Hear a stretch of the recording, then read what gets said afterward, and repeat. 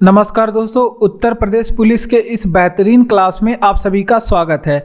आज की इस वीडियो में हम लोग उत्तर प्रदेश पुलिस से संबंधित जो इम्पोर्टेंट जीके जीएस के प्रश्न बन सकते हैं उन प्रश्नों को हम लोग पढ़ने वाले हैं।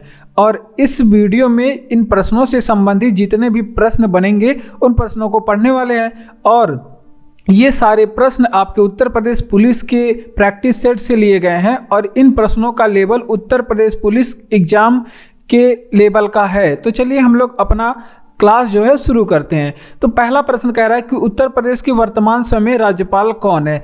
तो उत्तर प्रदेश में जो वर्तमान समय राज्यपाल है उनका नाम है आनंदीबेन पटेल। क्या है उनका नाम? आनंदीबेन पटेल उनका नाम है। ठीक, ये आप लोग ध्यान रखेंगे। अगर आपसे पूछे कि उत्तर प्रदेश के पहले राज्यपाल कौन थे, अगर आपसे पूछे कि उत्तर प्रदेश के पहले राज्यपाल का नाम बताइए तो उनका नाम था क्या? सरोजिनी नायडू। उत्तर प्रदेश के पहले राज्यपाल के नाम क्या है? सरोजिनी नायडू है। ठीक, तो ये आप लोग ध्यान रखेंगे।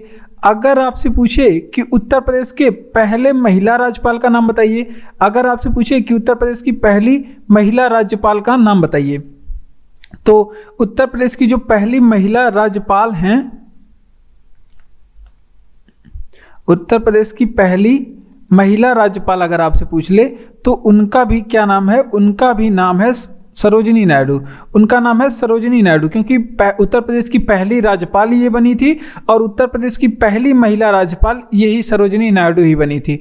ठीक, अगर आपसे पूछ ले कि उत्तर प्रदेश के वर्तमान समय में मुख्यमंत्री कौन है, उत्तर प्रदेश के वर्तमान समय में मुख्यमंत्री कौन है, तो उत्तर प्रदेश में जो वर्तमान समय में मुख्यमंत्री उनका नाम है योगी आदित्यनाथ है। क्या?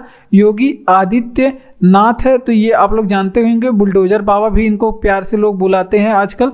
तो योगी आदित्यनाथ है और ये किस पार्टी से है? बीजेपी पार्टी से। ठीक, तो ये आप लोग ध्यान रखेंगे। अगर आपसे पूछे कि उत्तर प्रदेश के पहले मुख्यमंत्री कौन थे, अगर आपसे पूछे कि उत्तर प्रदेश के यहाँ पे पहले मुख्यमंत्री का नाम बताइए, तो उत्तर प्रदेश के पहले मुख्यमंत्री गोविंद बल्लभ पंत था। क्या था? उत्तर प्रदेश के पहले मुख्यमंत्री का नाम गोविंद बल्लभ पंत था। ठीक, तो ये चीज़ें आप लोग यहाँ से ध्यान रखेंगे। अगर आपसे पूछे कि उत्तर प्रदेश की पहली महिला सीएम का नाम बताइए, उत्तर प्रदेश की पहली महिला मुख्यमंत्री का नाम बताइए, तो आप लोग क्या बताएंगे? उत्तर प्रदेश की पहली महिला मुख्यमंत्री जो थी उनका नाम था सुचेता कृपलानी। क्या था? सुचेता कृपलानी। तो इतनी चीज़ें आप लोग यहाँ से ध्यान रखेंगे। यहाँ पे मुख्यमंत्रियों से यहाँ पे प्रश्न पूछे जाते हैं। अगर आपके उत्तर प्रदेश पुलिस एग्जाम में यहाँ से मुख्यमंत्री से प्रश्न पूछे गए तो आप लोग आसानी से कर पाएंगे। तो देखिए, उत्तर प्रदेश की वर्तमान राज्यपाल कौन है, तो उनका नाम है आनंदीबेन पटेल। इन प्रश्नों का हम लोग साथ में रिवीजन भी करते चलते हैं। अब इस प्रश्न से संबंधित जो आपकी उत्तर प्रदेश पुलिस के लिए इंपॉर्टेंट प्रश्न होगा उनको पढ़ते हैं। तो पहले वर्तमान समय जो राज्यपाल हैं उनका नाम है आनंदीबेन पटेल और उत्तर प्रदेश की पहली राज्यपाल कौन है? उनका नाम है सरोजिनी नायडू। और उत्तर प्रदेश की पहली महिला राज्यपाल पूछे तो उनका नाम भी क्या है? सरोजिनी नायडू है। ये आप लोग यहाँ से ध्यान रखेंगे, क्योंकि ये उत्तर प्रदेश की पहली राज्यपाल भी थी, उत्तर प्रदेश की ये पहली महिला राज्यपाल भी बनी है। अगर आपसे पूछे कि वर्तमान समय मुख्यमंत्री कौन है उत्तर प्रदेश में, तो योगी आदित्यनाथ है उत्तर प्रदेश में वर्तमान समय मुख्यमंत्री और ये बीजेपी पार्टी से हैं। अगर आपसे पूछे कि उत्तर प्रदेश की पहले मुख्यमंत्री कौन थे, तो उनका नाम था गोविंद बल्लभ पंत, उत्तर प्रदेश के पहले मुख्यमंत्री थे। अगर आपसे पूछे कि उत्तर प्रदेश की पहली महिला मुख्यमंत्री का नाम क्या था, तो उनका नाम है सुचेता कृपलानी था, उत्तर प्रदेश की पहली महिला मुख्यमंत्री थी। ठीक, तो इतनी चीजें यहाँ से आप लोग ध्यान रखेंगे। बढ़ते अपने अगले प्रश्न की ओर। अगला प्रश्न है कि हुडों ने भारत पर आक्रमण कब किया था। तो ये पूछ रहा है कि किसके समय में किया था, तो स्कंदगुप्त के समय में। कब? स्कंदगुप्त के समय में हुडों ने भारत पर पहली बार आक्रमण किया था। तो ये आप लोग ध्यान रखेंगे। अब बात करते हैं कि हुड लोग जो थे, ये पूछा जाता है कहाँ के निवासी थे। तो हुड जो थे ये मध्य एशिया के निवासी थे। कहाँ के? मध्य एशिया के निवासी थे। ठीक, तो ये आप लोग ध्यान रखेंगे। अगर आपसे पूछे कि हुड लोग भारत पे आक्रमण किए थे, इसका वर्णन कहाँ पे मिलता है? हुड लोग भारत में आक्रमण स्कंदगुप्त के समय में किए थे, इसका जो वर्णन है, इसका वर्णन जूनागढ़ अभिलेख में मिलता है। कहाँ पे? जूनागढ़ अभिलेख में मिलता है। ठीक, तो ये चीज आप लोग ध्यान रखेंगे। अब बात करते हैं हुडों का प्रथम शासक कौन था, तो ये भी आप लोग बताएंगे। हुडों का प्रथम शासक कौन था, तो हुडों का प्रथम जो शासक था उसका क्या नाम है, तो उनका नाम है तुर्मान। हुडों का पहला शासक का नाम तुर्मान है। ठीक, तो इतनी चीजें यहाँ से आप लोग ध्यान रखेंगे। वह फिर से रिवीजन करेंगे कि हुडों ने भारत पर आक्रमण कब किया, तो स्कंदगुप्त के समय में हुडों ने भारत पे आक्रमण किया, ये तो आप लोग जान गए। अगर आपसे पूछे कि हुड लोग निवासी कहाँ के थे, तो ये मध्य एशिया के निवासी थे। कहाँ के, मध्य एशिया के निवासी थे। अगर आपसे पूछे हुडों ने भारत पे आक्रमण किया, इसका वर्णन कहाँ पे मिलता है, जूनागढ़ अभिलेख में मिलता है। और हुडों का प्रथम शासक का नाम क्या था, हुडों के प्रथम शासक का नाम तुर्मान था। तो इतनी चीजें यहां से आप लोग ध्यान रखेंगे। अगला प्रश्न है हिस्ट्री से और कह रहा है कि बौद्ध, हिंदू और जैन शैलकृत गुफाएं स्थित है। तो देखिए, जो बौद्ध, हिंदू और जैन ये तीनों से संबंधित जो गुफा स्थित है वो कहाँ पे है, एलोरा में है। एलोरा कहाँ पे पड़ता है, ये औरंगाबाद में। और एलोरा कहाँ पे, औरंगाबाद में। और औरंगाबाद कहाँ पे पड़ता है, महाराष्ट्र में। ये महाराष्ट्र में स्थित गुफाएं हैं। ठीक, तो ये चीजें यहाँ से आप लोग ध्यान रखेंगे।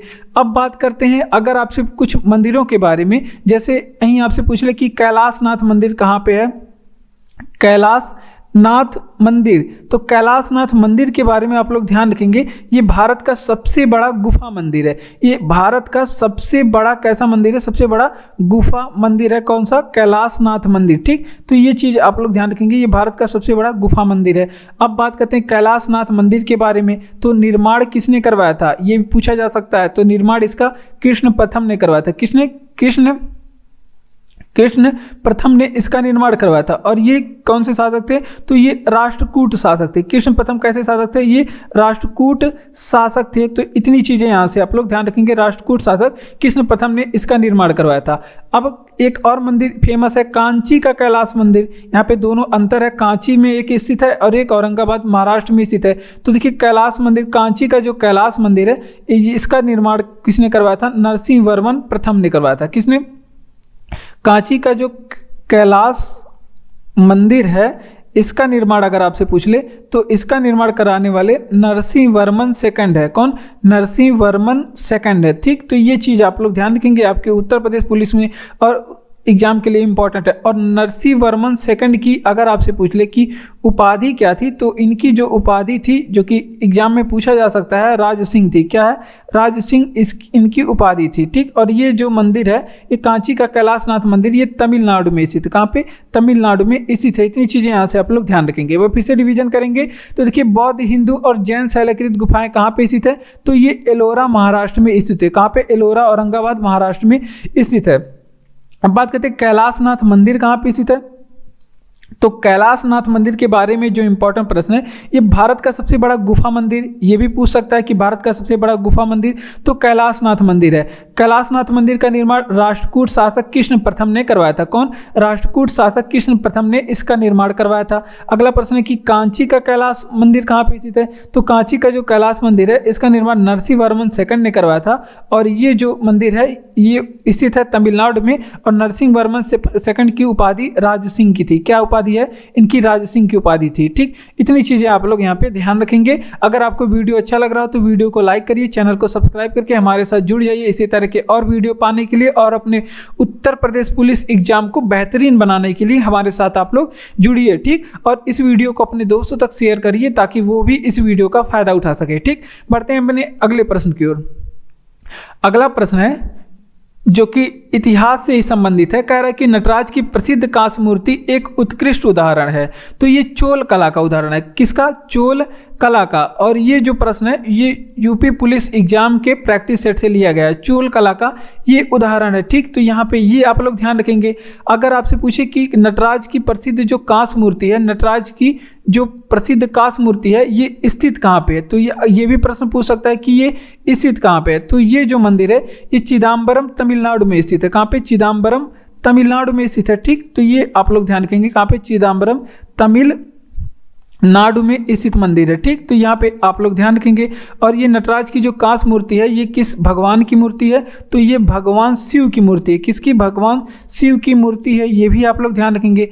अब एक मंदिर के बारे में जैसे आपसे पूछ ले कि तंजौर का बृहदेश्वर मंदिर कहाँ पे स्थित है और इसका निर्माण किसने करवाया था और किस शैली में बना है, तो तंजौर का जो बृहदेश्वर मंदिर है, बृहदेश्वर मंदिर, तो ये कहाँ पे स्थित है? तंजौर में बृहदेश्वर मंदिर स्थित है। और इसका निर्माण कराने वाले राजराज प्रथम चोल है। कौन? राजराज प्रथम चोल हैं इसका निर्माण कराने वाले। और ये किस शैली से बना हुआ है? तो ये द्रविड़ शैली में। ये दक्षिण की मंदिरें हैं तो ये द्रविड़ शैली में ही बनी होंगी। दक्षिण की जितनी भी मंदिरें होती हैं वो द्रविड़ शैली में बनी होती हैं। वहीं आप लोग से पूछ ले कि चोल वंश के संस्थापक आप लोग यहाँ पे बता दीजिए। एक प्रश्न अगर आपसे पूछे कि चोल वंश के संस्थापक कौन है, जो कि बहुत ही ज़्यादा इंपॉर्टेंट प्रश्न है, चोल वंश के संस्थापक के बारे में पूछे तो चोल वंश के संस्थापक विजयालय हैं। कौन? विजयालय चोल वंश के संस्थापक हैं। एक बार फिर से रिवीजन करेंगे। नटराज की प्रसिद्ध कांस्य मूर्ति उदाहरण है किस कला का? तो ये चोल कला का उदाहरण है। किस कला का? चोल कला का।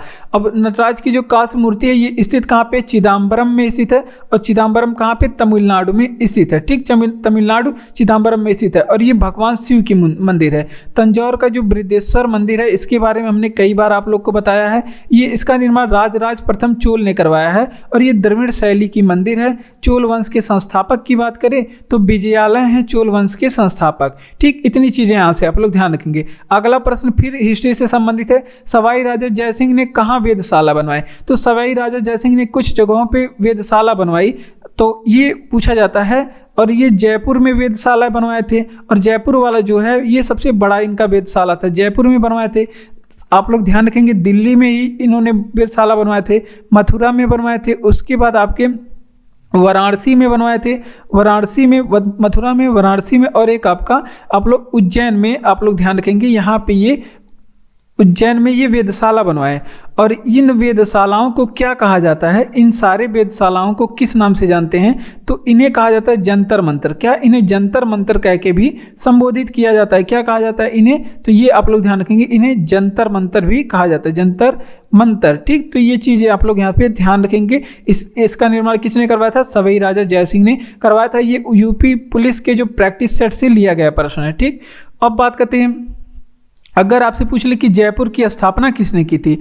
अगर आपसे पूछे कि जयपुर की स्थापना किसने की थी तो जयपुर की स्थापना करने वाले भी सवाई राजा जयसिंह है। कौन? सवाई राजा जयसिंह ने जयपुर की स्थापना की थी। ठीक, तो ये चीज़ें आप लोग यहाँ पे ध्यान रखेंगे। एक प्रश्न यहाँ से इंपॉर्टेंट पूछा जाता है। अगर आपसे पूछे कि पुरंदर की संधि कब हुई तो पुरंदर की जो संधि है वो आप लोग ध्यान रखेंगे ये 1665 में। और ये पूछा जाता है कि पुरंदर की संधि किसके बीच में हुई? तो ये सवाई राजा जयसिंह के बीच में हुई थी। सवाई राजा जयसिंह और शिवाजी के बीच में हुई थी। किसके? सवाई राजा जयसिंह और शिवाजी के बीच में पुरंदर की संधि हुई थी। तो इतनी इंपॉर्टेंट चीजें यहाँ से आप लोग ध्यान रखेंगे। एक प्रश्न था कह रहा था कि सवाई राजा जयसिंह ने कहाँ वेधशाला बनवाई? तो टोटल 5 जगहों पे आप लोग ध्यान रखेंगे। जयपुर वाला जो सबसे बड़ा वेधशाला था दिल्ली में बनवाए थे, मथुरा में बनवाए थे, वाराणसी में और उज्जैन में।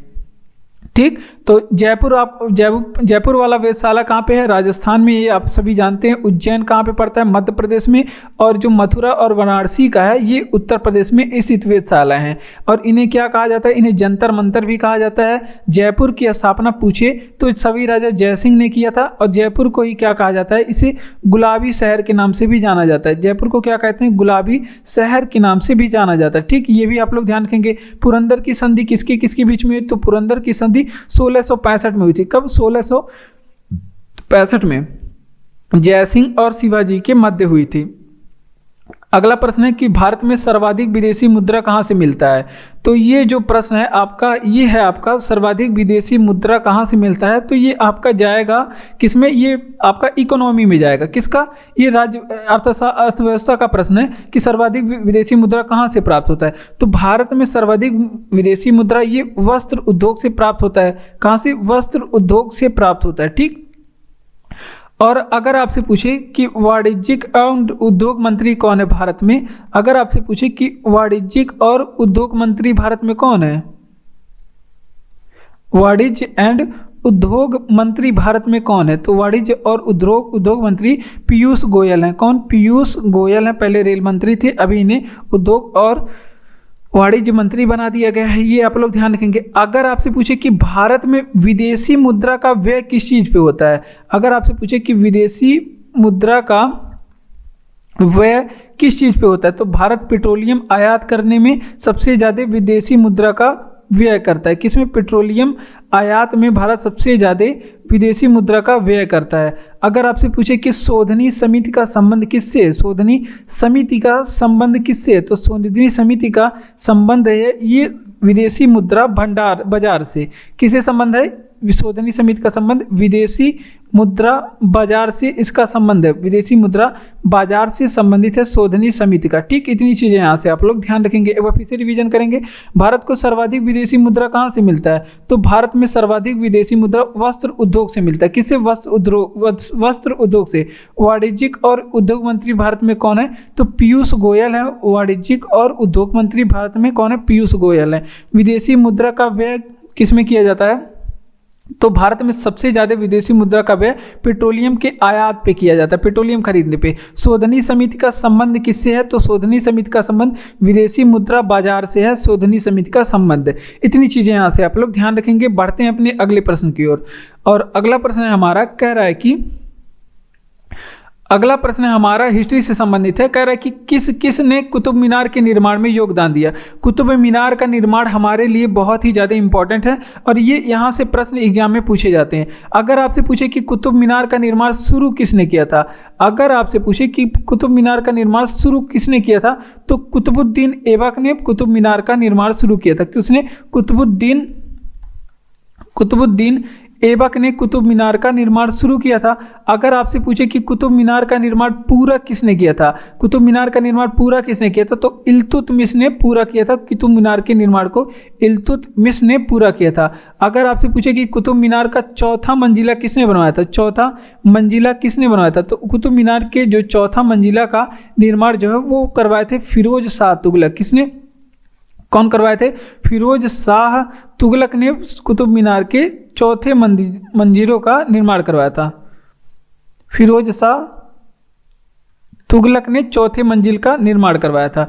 ठीक, तो ये आप लोग ध्यान रखेंगे। अगर आपसे पूछे कि कुतुब मीनार के बारे में स्थित कहाँ पे है, तो कुतुब मीनार जो है वो दिल्ली में स्थित है। कहाँ पे? दिल्ली में स्थित है। अब आपसे पूछे कि कुतुब मीनार जो है ये भारत की सबसे ऊंची मीनार है। क्या है? भारत की सबसे ऊंची मीनार आपसे पूछ ले कौन है? भारत की सबसे ऊंची मीनार कुतुब मीनार है। ठीक, ये आप लोग ध्यान रखेंगे। अगर आपसे पूछे कि वहीं पे इसकी ऊंचाई कितनी है, तो 73 मीटर इसकी ऊंचाई है। ये चीज़ आप लोग ध्यान रखेंगे। अब आप लोग बताएंगे कि अजमेर का किला कहाँ पे स्थित है। अगर आपसे पूछे कि 2.5 दिन का झोपड़ा किसने बनवाया था, 2.5 दिन का झोपड़ा किसने बनाया था, तो यहाँ से प्रश्न ये भी पूछा जा सकता है। तो 2.5 दिन का झोपड़ा भी कुतुबुद्दीन ऐबक ने बनवाया था। अगर आपसे पूछे कि कहाँ पे स्थित है, तो ये अजमेर राजस्थान में स्थित है। कहाँ पे?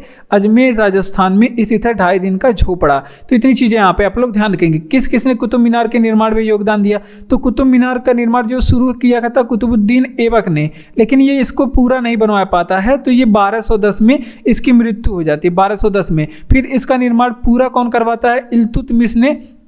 इल्तुतमिश कुतुब मीनार का निर्माण पूरा करवाता है। अगर आपसे पूछे कि इसका चौथा मंजिला क्षतिग्रस्त हो जाता है, तब इसको कौन बनवाता है, तो चौथा मंजिला इसको बनवाने वाला शासक फिरोज शाह तुगलक है। इसकी चौथे मंजिले का ये निर्माण करवाता है। ठीक, और कुतुब मीनार स्थित कहाँ पे है, तो दिल्ली में स्थित है। और भारत की ये सबसे ऊंची मीनार है कुतुब मीनार, 73 मीटर इसकी ऊंचाई है। 2.5 दिन का झोपड़ा आपसे पूछे कि किसने बनवाया था, तो 2.5 दिन का झोपड़ा ये कुतुबुद्दीन ऐबक ने बनवाया था। और ये स्थित कहाँ पे है? अजमेर राजस्थान में ये स्थित है। अगला प्रश्न कि रानी लक्ष्मीबाई बांध कहाँ पे स्थित है, तो ये आपके है जियोग्राफी से प्रश्न, और ये उत्तर प्रदेश पुलिस एग्जाम के लिए इंपॉर्टेंट प्रश्न है, और ये उत्तर प्रदेश पुलिस के प्रैक्टिस सेट से लिया गया है।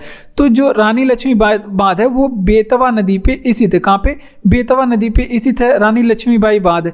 और अगर आपसे पूछे कि बेतवा नदी पे और भी कुछ बांध स्थित है, अगर आपसे पूछे कि राजघाट बांध कहाँ पे स्थित है, तो ये भी बेतवा नदी पे स्थित है। उसके बाद अगर आपसे पूछे कि पारीछा बांध कहाँ पे स्थित है, पारीछा बांध कहाँ पे स्थित है, तो ये भी बेतवा नदी पे स्थित है। अगर आपसे पूछे कि माता टीला परियोजना कहाँ पे स्थित है, माता टीला परियोजना किस नदी पे स्थित है, तो माता टीला परियोजना जो है ये भी आपके बेतवा नदी पे स्थित है। किस नदी पे? बेतवा नदी पे माता टीला परियोजना स्थित है। अब बात करते हैं, अगर आपसे पूछे कि बेतवा नदी का उद्गम कहाँ से होता है, तो बेतवा नदी का जो उद्गम है ये विंध्याचल पहाड़ी से होता है। कहाँ पे? विंध्याचल पर्वत से बेतवा नदी का उद्गम होता है। अगर आपसे पूछे कि बेतवा नदी किसकी सहायक नदी है, बेतवा नदी किसकी सहायक नदी है, तो ये यमुना की सहायक नदी, किसकी, यमुना की सहायक नदी है। अब अगर एक शहर का नाम आप लोग ध्यान रखेंगे, ओरछा आपसे पूछे कि किस नदी के किनारे स्थित है, ओरछा किस नदी के किनारे स्थित है, तो ओरछा जो है वो बेतवा नदी के किनारे स्थित है, बेतवा नदी के किनारे। यहाँ पे ओरछा बांध बना हुआ है ना बेतवा नदी पे, इस वजह से ओरछा जो शहर है वो बेतवा नदी के किनारे स्थित है। ठीक, तो इतनी चीज़ें यहाँ पे आप लोग ध्यान रखेंगे, उत्तर प्रदेश पुलिस एग्जाम के लिए इंपॉर्टेंट है क्योंकि ये यूपी की बात है। और प्रश्न कह रहा है कि रानी लक्ष्मी बांध कहाँ पे स्थित है, तो रानी लक्ष्मीबाई बांध जो है वो बेतवा नदी पे स्थित है, और राजघाट बांध भी बेतवा नदी पे स्थित है, और परीक्षा बांध भी बेतवा नदी पे स्थित है। ठीक, अगर आपसे पूछे कि बेतवा नदी का उद्गम कहाँ से होता है, तो विंध्याचल पर्वत से बेतवा नदी का उद्गम होता है। माता टीला परियोजना कहाँ पे स्थित है, तो ये बेतवा नदी पे स्थित है माता टीला परियोजना। और इसकी बेतवा नदी किसकी सहायक नदी है, यमुना की। ओरछा किस नदी के किनारे स्थित है, तो ओरछा जो है वो बेतवा नदी के किनारे स्थित है। इतनी चीज़ें यहाँ पे आप लोग ध्यान रखेंगे। अगला प्रश्न है कि वैश्विक तपन के लिए सर्वाधिक उत्तरदायी गैस कौन सी है, तो वैश्विक तपन के लिए सर्वाधिक उत्तरदायी गैस जो है, ये भी जियोग्राफी का प्रश्न है। तो वैश्विक तपन के लिए सर्वाधिक उत्तरदायी जो गैस है वो कार्बन डाइऑक्साइड है। इसके अलावा वैश्विक तपन के लिए मीथेन गैस भी जिम्मेदार होता है, मीथेन गैस जिसे क्या कहते हैं, CH4 आप कहते हैं। अब इसके तपन के लिए क्लोरोफ्लोरोकार्बन गैस भी जिम्मेदार होता है जिसे CFC भी कहते हैं। अब कुछ इंपॉर्टेंट प्रश्न यहाँ से जो आपके एग्जाम के लिए इंपॉर्टेंट होगा, यहाँ से आप लोग यहाँ पे थोड़ा साइंस के बारे में पढ़ते हैं। देखिए, अगर आपसे पूछे सूखी बर्फ किसे कहते हैं, सूखी बर्फ, या फिर सूखी बर्फ को अंग्रेजी में क्या बोलते हैं, ड्राई आइस कहते हैं। इसे क्या कहते हैं, ड्राई आइस। ठीक, अगर आपसे पूछे कि इसे क्या कहते हैं, सूखी बर्फ ठोस कार्बन डाइऑक्साइड को कहते हैं। किसे, ठोस कार्बन डाइऑक्साइड को क्या कहते हैं, सूखी बर्फ कहते हैं। ठीक, अब बात करते हैं यहाँ पे, अगर आपसे पूछे कि अग्निशामक में किस गैस का उपयोग करते हैं, अग्निशामक मतलब जिससे गैस को आग को बुझाया जाता है, उसे क्या क्या बोलते हैं, अग्निशामक में। तो इसमें किस गैस का उपयोग करते हैं, इसमें कार्बन डाइऑक्साइड गैस का उपयोग करते हैं, कार्बन डाइऑक्साइड गैस का उपयोग करते हैं। कार्बन डाइऑक्साइड गैस का फार्मूला क्या है, CO2 है, इसका उपयोग करते हैं। ठीक, तो यहाँ पे ये चीज़ भी आप लोग ध्यान रखेंगे।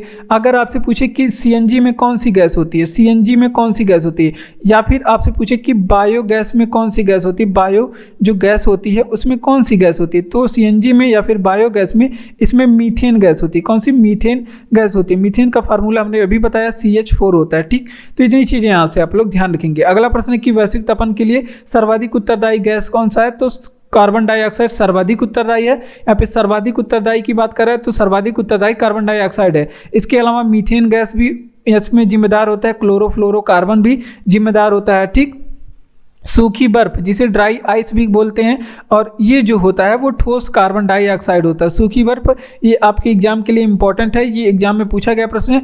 ठोस कार्बन डाइऑक्साइड को क्या बोलते हैं, सूखी बर्फ कहते हैं। ठीक, सूखी बर्फ कहते हैं। अग्निशामक में किस गैस का उपयोग करते हैं, तो अग्निशामक में जो गैसें भरी जाती हैं जिसके वजह से आग बुझता है उसमें कार्बन डाइऑक्साइड गैस होता है, उसका उपयोग करते हैं। और CNG में या फिर बायोगैस में कौन सी गैसें होती हैं, तो उसमें मीथेन गैस होती है। फार्मूला CH4 है आपके सामने। बढ़ते हैं अपने अगले प्रश्न की ओर।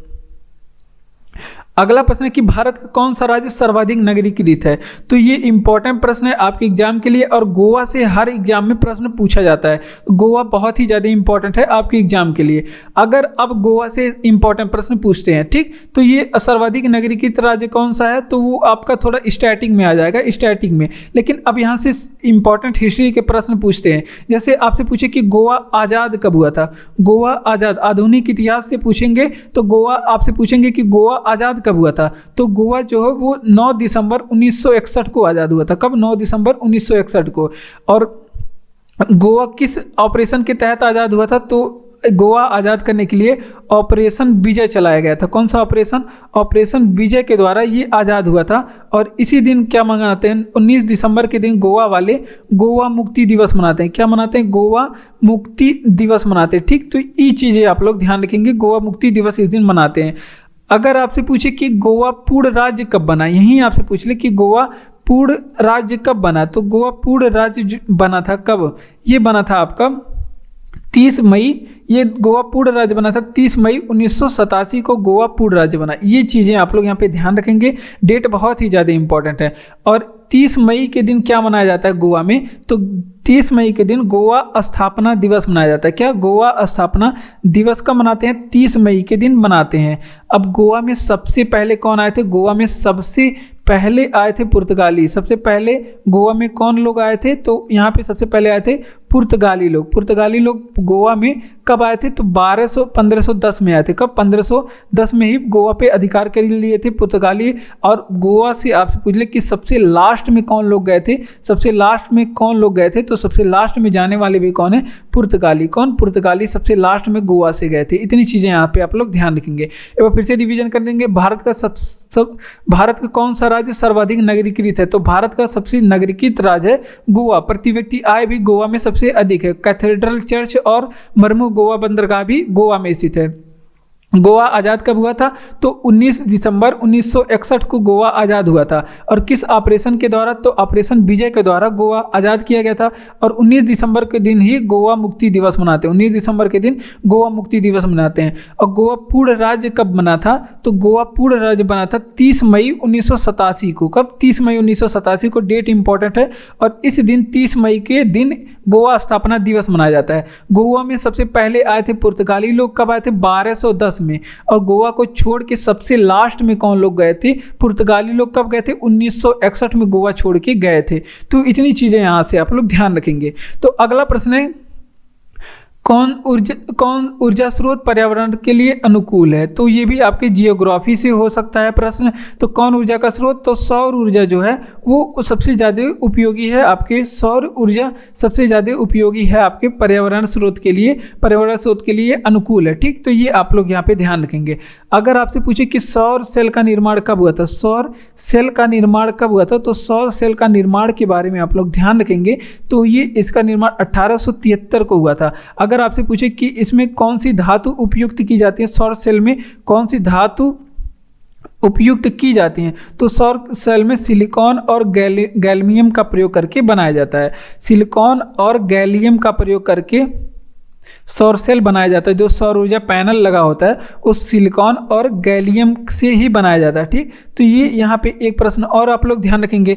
अगर आपसे पूछे कि सौर ऊर्जा जो है ये कार्य क्या करता है, कैसे ये वर्क करता है, तो ये कार्य किस प्रकार से करता है? तो ये सौर ऊर्जा को किस में बदलता है? ये सौर ऊर्जा को बदल देता है किसमें? विद्युत ऊर्जा में बदल देता है। सौर ऊर्जा को कन्वर्ट टू किस में करता है? ये विद्युत ऊर्जा में कन्वर्ट कर देता है। और जिससे हमें क्या मिलती है? ऊर्जा मिलती है, विद्युत ऊर्जा मिलती है। ठीक, तो इतनी चीज़ें यहाँ पे आप लोग ध्यान रखेंगे। सौर ऊर्जा से इंपॉर्टेंट प्रश्न जो था वो हमने बताया कि कौन ऊर्जा पर्यावरण के सबसे अनुकूल है? तो ये सौर ऊर्जा पर्यावरण के सबसे अनुकूल है। सौर सेल का निर्माण कब हुआ था? तो सौर सेल का निर्माण 1873 में। और सौर सेल के निर्माण में कौन सी उपयुक्त धातु का उपयोग किया जाता है? तो इसमें सिलिकॉन और गैलियम का उपयोग किया जाता है। ये आप लोग ध्यान रखेंगे, एग्जाम में पूछा गया प्रश्न है। सौर ऊर्जा कार्य कैसे करता है? तो वो सौर ऊर्जा को विद्युत ऊर्जा में बदलने का काम करता है। ओजोन परत का क्षयीकरण का क्या कारण है? तो ओजोन परत के क्षयीकरण का कारण क्लोरोफ्लोरोकार्बन है। क्या है? क्लोरोफ्लोरोकार्बन के कारण ओजोन परत का क्षयीकरण हो रहा है। अगर आपसे पूछे कि ओजोन परत के इंपॉर्टेंट प्रश्न, अगर आपसे पूछे कि ओजोन परत स्थित कहाँ पे, अब आपके एग्जाम के लिए जो ओजोन परत से इंपॉर्टेंट प्रश्न पूछे जाएंगे वो हम बताते हैं। तो ये समताप मंडल में स्थित है। किस मंडल में स्थित है? तो ये समताप मंडल में स्थित है। तो ये एक प्रश्न, अगर ओजोन परत को ही क्या कहा जाता है ये पूछे आपसे, तो ओजोन परत को पर्यावरण की छतरी कहा जाता है। क्या कहा जाता है? ओजोन परत को पर्यावरण की छतरी बोला जाता है। ठीक, तो ये चीज़ें भी आप लोग ध्यान रखेंगे। अब बात करते हैं ओजोन परत में छिद्र हो गया है। ये छिद्र पूछा जाता है कि कहाँ पे स्थित है। ओजोन परत में जो छिद्र है ये कहाँ पे स्थित है? तो ओजोन परत में छिद्र जो बन गया है ये अंटार्कटिका के ऊपर स्थित है। कहाँ पे? अंटार्कटिका के ऊपर में स्थित है। ठीक, तो ये भी आप लोग ध्यान रखेंगे, ऊपर स्थित है, अंटार्कटिका के ऊपर ओजोन परत में वर्तमान समय में छिद्र हो गया है, ये अंटार्कटिका के ऊपर स्थित है। और ओजोन परत में छिद्र हो गया, इस बात का पता किसने लगाया था? तो फोरमैन नामक वैज्ञानिक ने इस बात का पता लगाया था। किसने? फोरमैन ने इस बात का पता लगाया था। ठीक, अब बात करते हैं एक समझौते के बारे में। मॉन्ट्रियल समझौता आप लोग यहाँ पे बहुत ही ज़्यादा इंपॉर्टेंट है। मॉन्ट्रियल समझौता ये आप लोग ध्यान रखेंगे। और ये पूछा जाएगा कि मॉन्ट्रियल समझौता कब हुआ था, तो ये हुआ था 16 सितंबर 1987 को। मॉन्ट्रियल समझौता 16 सितंबर 1987 को। इसीलिए, और ये क्यों, ओजोन परत संरक्षण के लिए मनाया गया था। कब? ओजोन परत के संरक्षण के लिए मॉन्ट्रियल समझौता ये किया गया था। ठीक, अब बात करते हैं ओजोन परत संरक्षण के लिए। इसीलिए हम लोग 16 सितंबर को क्या मनाते हैं? ओजोन दिवस मनाते हैं। इसीलिए 16 सितंबर के दिन हम लोग क्या मनाते हैं?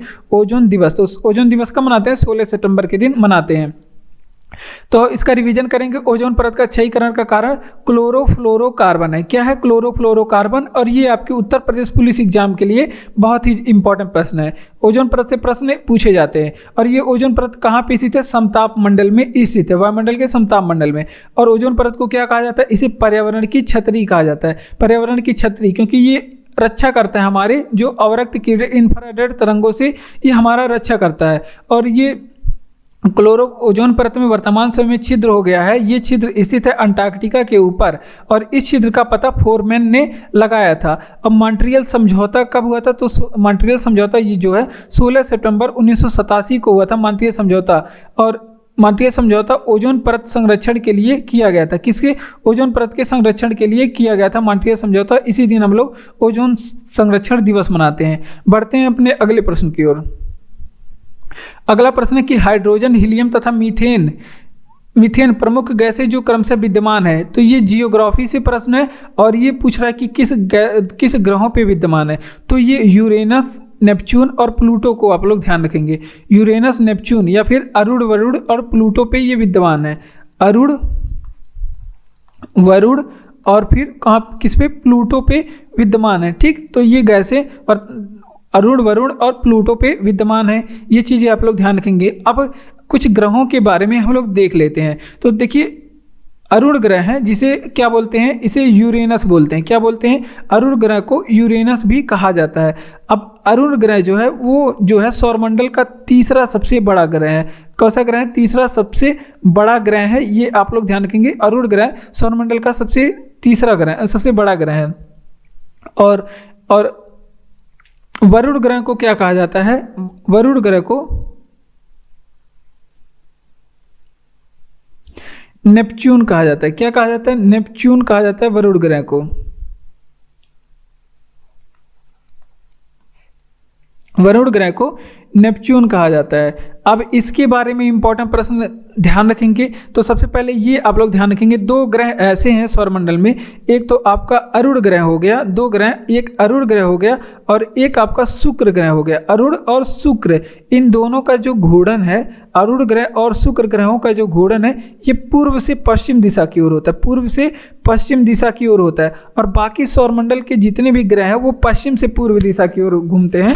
जबकि अरुण ग्रह और शुक्र ग्रह दो ऐसे ग्रह हैं जिनका जो घूर्णन है ये पूर्व से पश्चिम दिशा की ओर होता है। तो ये आप लोग ध्यान रखेंगे। अब लेते हैं यहाँ से वरुण ग्रह को।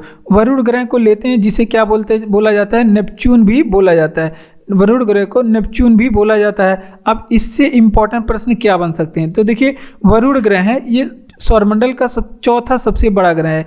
ये सौरमंडल का चौथा सबसे बड़ा ग्रह है। ये आप लोग एक बात ध्यान रखेंगे, ये सौरमंडल का सर्वाधिक ठंडा ग्रह है। सबसे ठंडा ग्रह या फिर सर्वाधिक जो है सौरमंडल का ठंडा ग्रह है। ठीक, तो ये भी आप लोग ध्यान रखेंगे। अब बात करते हैं कि ये सूर्य से सबसे दूर ग्रह है। ये सूर्य से सबसे दूर ग्रह है क्योंकि ये सबसे लास्ट में पड़ता है। और ये जो ग्रह है इसे हरा ग्रह भी बोलते हैं। इसे वरुण ग्रह को हरा ग्रह भी बोलते हैं। तो ये चीज़ें आप लोग यहाँ से ध्यान रखेंगे। एक बार फिर से रिवीजन करेंगे कि हाइड्रोजन, हीलियम तथा मीथेन प्रमुख गैसें जो विद्यमान है ये अरुण पे विद्यमान है और वरुण पे और प्लूटो पे क्रमशः विद्यमान है। ठीक, और प्लूटो ये ग्रह नहीं है, ये ग्रह की श्रेणी से इसे निकाल दिया गया है, ये ग्रह नहीं है। ये आप लोग ध्यान रखेंगे। अरुण ग्रह को क्या बोलते हैं? इसे यूरेनस बोलते हैं। ये सौरमंडल का तीसरा सबसे बड़ा ग्रह है। ये आप लोग ध्यान रखेंगे। अरुण ग्रह और शुक्र ग्रह ये दो ऐसे सौरमंडल के ग्रह हैं जिसका घूर्णन जो है पूर्व दिशा से पश्चिम दिशा की ओर होता है। वरुण ग्रह जिसे नेपच्यून बोलते हैं, इसके बारे में कुछ प्रश्न। इसे सौरमंडल का चौथा सबसे बड़ा ग्रह है।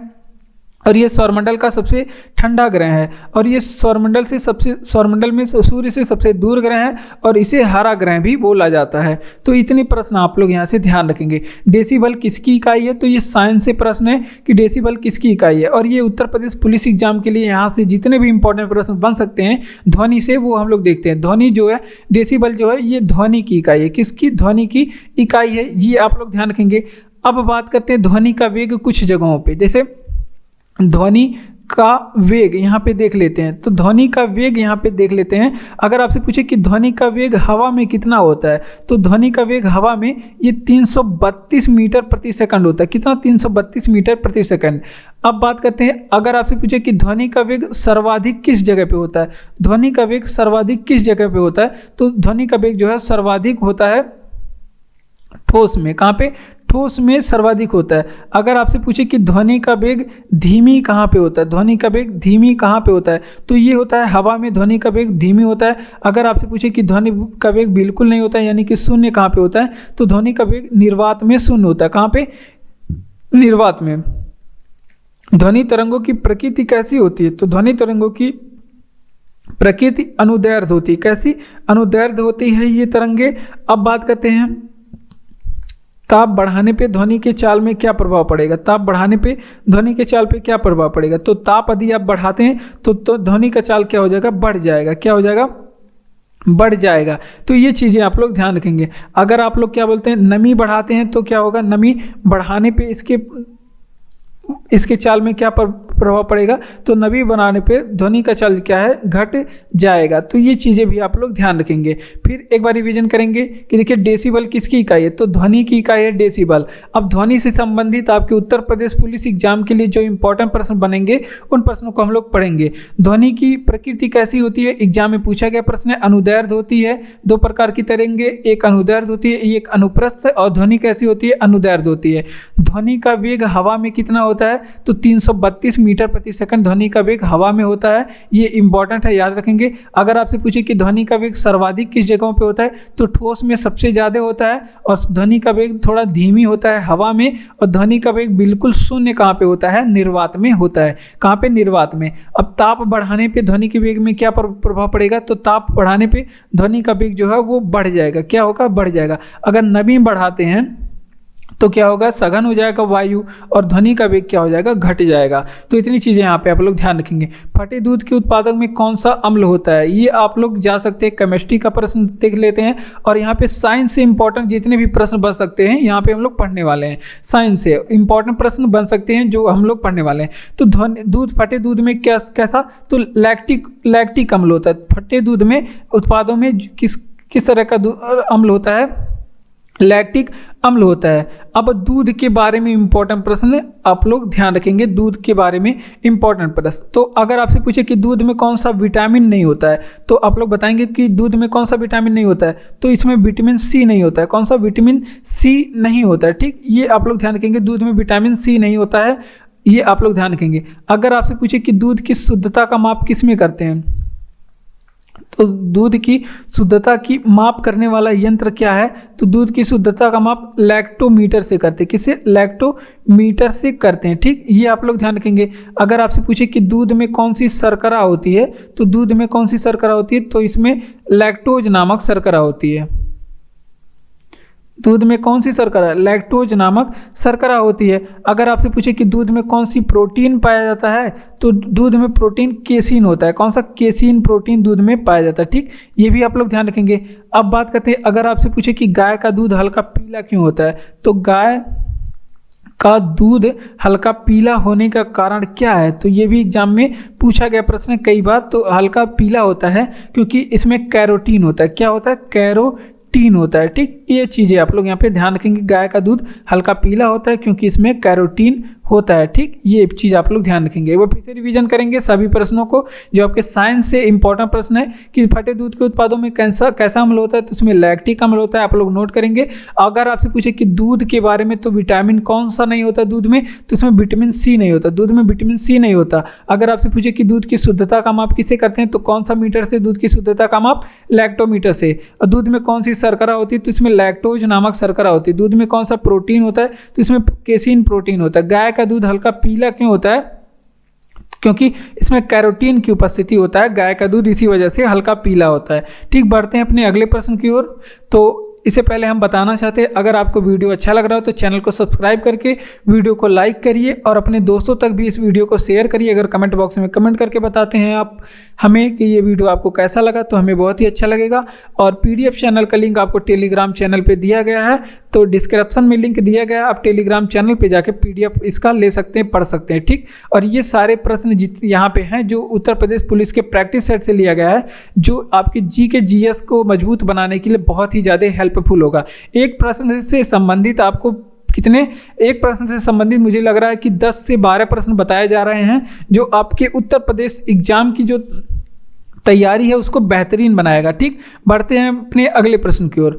अगला प्रश्न है कि जर्मन सिल्वर में चांदी का प्रतिशत कितना होता है। तो देखिए, जर्मन सिल्वर, यहाँ पे सिल्वर मतलब चांदी होता है, लेकिन इसमें चांदी का प्रतिशत जो है वो 0% होता है। कितना? 0% होता है। तो ये आप लोग ध्यान रखेंगे।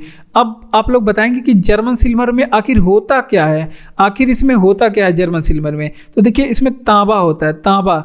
तो तांबा ये इसमें 50% होता है। कितना? 50%।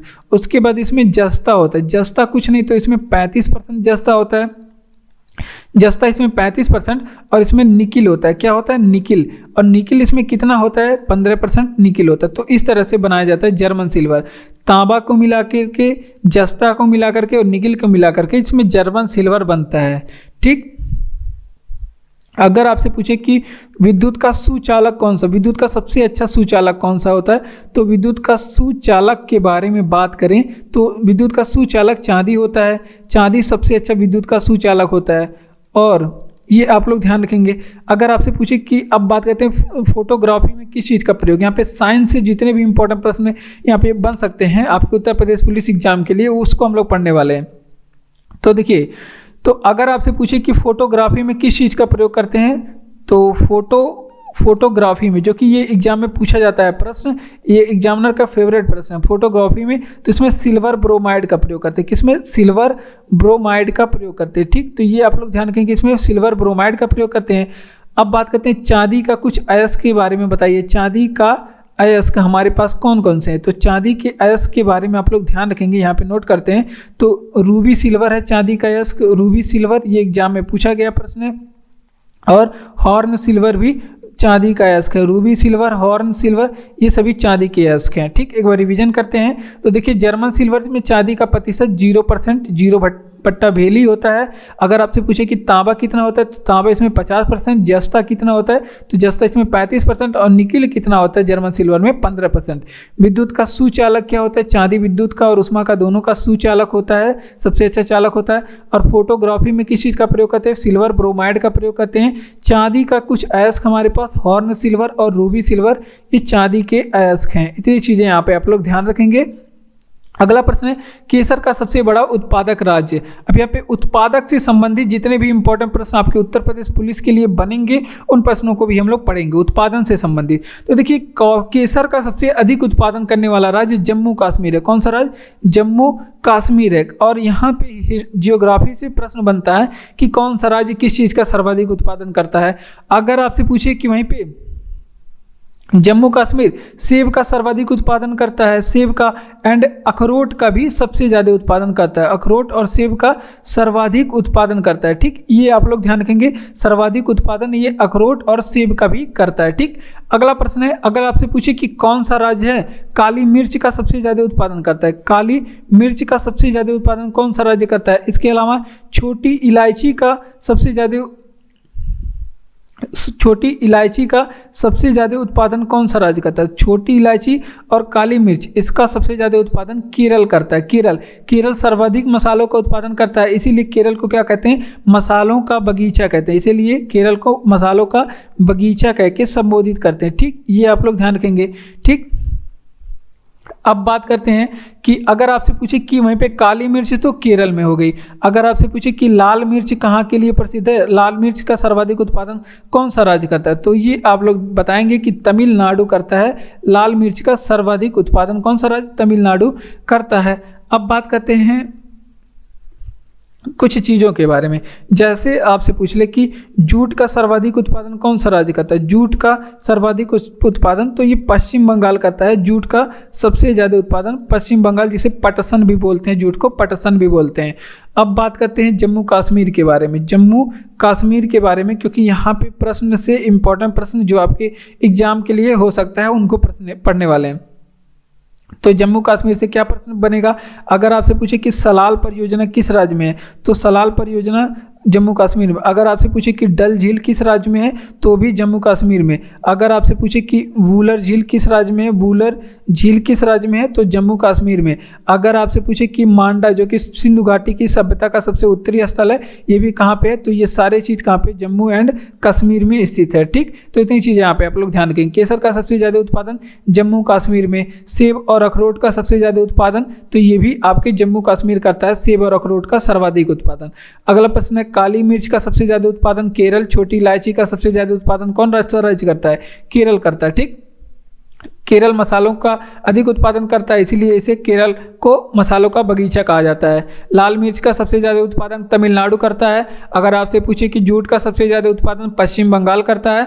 और जम्मू कश्मीर में कुछ इंपॉर्टेंट चीज़ें आप लोग देखेंगे जो कि आपके उत्तर प्रदेश पुलिस एग्जाम के लिए बहुत ही ज़्यादा इंपॉर्टेंट होगा। सलाल परियोजना जम्मू कश्मीर में स्थित है, डल झील जम्मू कश्मीर में स्थित है, इसके अलावा वूलर झील भी जम्मू कश्मीर में स्थित है। मांडा सिंधु घाटी सभ्यता का सबसे उत्तरी स्थल, ये भी जम्मू कश्मीर में स्थित है। सिक्कों की ढलाई कहाँ पे होती है, तो 4 जगहों पे सिक्कों की ढलाई होती है। उन जगहों का नाम आप लोग नोट करेंगे।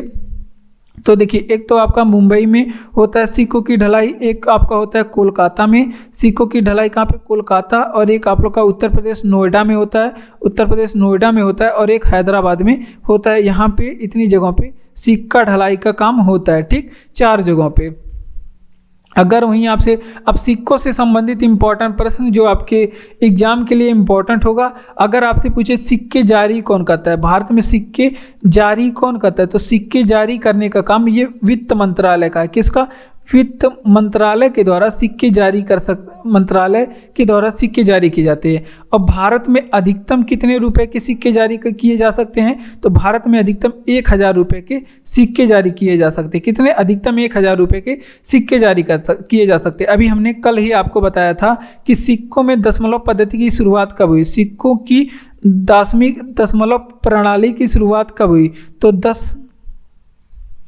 दशमलव जो पद्धति है सिक्कों में, इसकी जो शुरुआत है वो हुई थी आपकी 1957 में। कब, 1957 में। ये आप लोग ध्यान रखेंगे। अब सर्वाधिक सोने के सिक्के कौन से राज्य जारी करते हैं, सर्वाधिक सोने के सिक्के जारी करने वाले शासक कौन थे, तो सर्वाधिक सोने के सिक्के ये आपके गुप्त साम्राज्य में जारी हुआ था। किस गुप्त वंश के लोगों ने गुप्त साम्राज्य में सबसे ज्यादा सोने के सिक्के, अगर आपसे पूछ ले कि सर्वाधिक तांबे के सिक्के किसने जारी किया था, सर्वाधिक तांबे के सिक्के, तो ये कुषाणों ने जारी किया था। कुषाण वंश के लोगों ने सर्वाधिक तांबे के सिक्के जारी किए थे। इतनी चीज़ें यहाँ पे आप लोग ध्यान रखेंगे। देखिए, सिक्कों की ढलाई कहाँ पे होती है, 4 जगहों पे आप लोग ध्यान रखेंगे। मुंबई महाराष्ट्र में होती है, कोलकाता पश्चिम बंगाल में, नोएडा उत्तर प्रदेश में, हैदराबाद में सिक्कों की ढलाई होती है। सिक्के जारी कौन करता है, तो वित्त मंत्रालय का काम है सिक्के को जारी करना। भारत में अधिकतम 1000 रुपये के सिक्के जारी किए जा सकते हैं। सर्वाधिक तांबा का उत्पादन करने वाला राज्य कुषाण वंश के हैं। तो अगला प्रश्न है कि सिक्कों की दाशमिक पद्धति की शुरुआत कब से हुई, तो सिक्कों की दाशमिक पद्धति की शुरुआत 1957 से। सर्वाधिक सोने के सिक्के कौन से वर्ष कहाँ के जारी किए, तो गुप्त वंश के लोगों ने सबसे ज़्यादा सोने के सिक्के जारी किए। इतनी चीज़ें यहाँ पे आप लोग ध्यान रखेंगे। बढ़ते हैं अपने अगले प्रश्न की ओर। अगला प्रश्न है हमारा, कह रहा है कि हरित क्रांति का सबसे अधिक प्रभाव महसूस किया गया था। तो हरित क्रांति का सबसे अधिक प्रभाव यहाँ पे नोट करेंगे गेहूं पे हुआ था। सबसे ज़्यादा प्रभाव गेहूं के फसल पे, उसके बाद आप लोग ध्यान रखेंगे धान के फसल पे हुआ था। तीसरे नंबर पे आप लोग नोट करेंगे गन्ना के फसल पे प्रभाव दिखा था। अगर आपसे पूछे कि प्रभाव किस पे नहीं दिखा था, ये भी पूछा जाता है कि कुछ खास प्रभाव नहीं दिखा, तो वो दलहन पे सबसे प्रभाव नहीं दिखा। किस पे, दलहन फसल पे। दलहन फसल मतलब दालों पे प्रभाव नहीं दिखा। ठीक, तो ये आप लोग ध्यान रखेंगे, हरित क्रांति पे दालों पे जो है प्रभाव नहीं दिखा, जिसे क्या बोलते हैं, मोटे अनाज पर। मोटे अनाज पर क्या बोलते हैं, प्रभाव नहीं दिखा। ठीक, तो ये चीज़ आप लोग यहाँ पे ध्यान रखेंगे। अगला प्रश्न है कि हरित क्रांति के बारे में सबसे पहले तो यहाँ पे जनक पूछे जाते हैं। हरित क्रांति के जनक कौन है? तो हरित क्रांति के जनक अगर विश्व में पूछे तो हरित क्रांति के विश्व में जनक नॉर्मन बोरलॉग है। कौन? नॉर्मन बोरलॉग हैं हरित क्रांति के विश्व में जनक। और नॉर्मन बोरलॉग कहाँ के रहने वाले हैं? तो नॉर्मन बोरलॉग जो है वो मैक्सिको के एक कृषि वैज्ञानिक थे। कहाँ के? मैक्सिको के कृषि वैज्ञानिक थे। और इस कार्य के लिए इन्हें नोबेल प्राइज से भी सम्मानित किया गया है। किसके लिए? इसीलिए इसके लिए इन्हें नोबेल पुरस्कार दिया गया था। अगर आपसे पूछे कि भारत में जनक कौन है, अगर आपसे पूछे कि हरित क्रांति के भारत में जनक कौन है, तो MS स्वामीनाथन है भारत में हरित क्रांति के जनक। कौन? MS स्वामीनाथन है। MS स्वामीनाथन है हरित क्रांति के जनक। ठीक, तो ये आप लोग ध्यान रखेंगे। और भारत में हरित क्रांति की शुरुआत कब से मानी जाती है? तो 1967-68 से हरित क्रांति की शुरुआत मानी जाती है। कब से? 67-68 से। और इस समय भारत में कौन सा 5 ईयर प्लान चल रहा था? तो तृतीय पंचवर्षीय योजना के दौरान भारत में हरित क्रांति चलाया गया था। तो एक बार फिर से रिवीजन करेंगे कि हरित क्रांति का सबसे अधिक प्रभाव महसूस किया गया था तो ये गेहूं के फसल पे मिला था, धान की फसल पे मिला था और गन्ने की फसल पे मिला था।